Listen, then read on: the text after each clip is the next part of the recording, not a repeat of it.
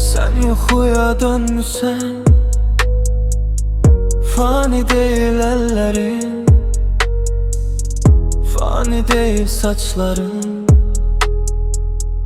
qarlı qış fəsillərin.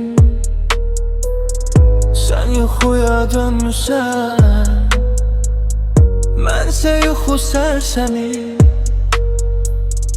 Gündüzlərdə yatıram, görüm yuxumda səni.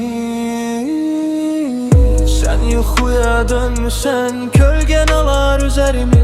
Sen gedəndən üzərimə ölüm salıb nəzərini. Sen yuxuya dönmüsən, görə bilməsəm səni. Unutsan və gəlməsən, o son yuxumdur mənim.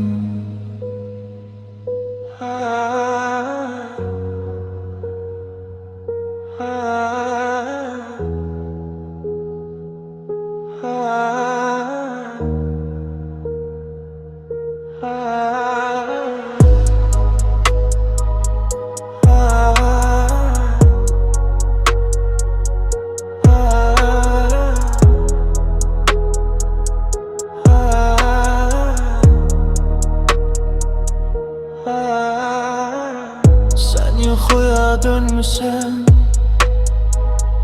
mən sənə çevrilmişəm. Sen xəyal adlanırsan, mən dəli çox gülmüşəm. Sen yuxuya dönmüsən,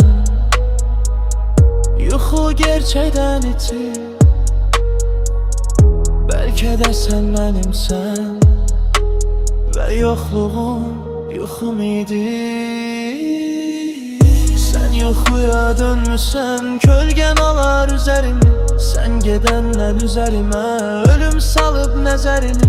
Sen yuxuya dönmüsən, görə bilməsəm səni. Unutsan və gəlməsən, o son yuxumdur mənim. Sen yuxuya dönmüsən, kölgen alar üzerimi. Sen gedəndən üzərimə ölüm salıb nəzərimi. Sen yuxuya dönmüsən, görə bilməsəm səni. Unutsan və gəlməsən, o son yuxumdur mənim.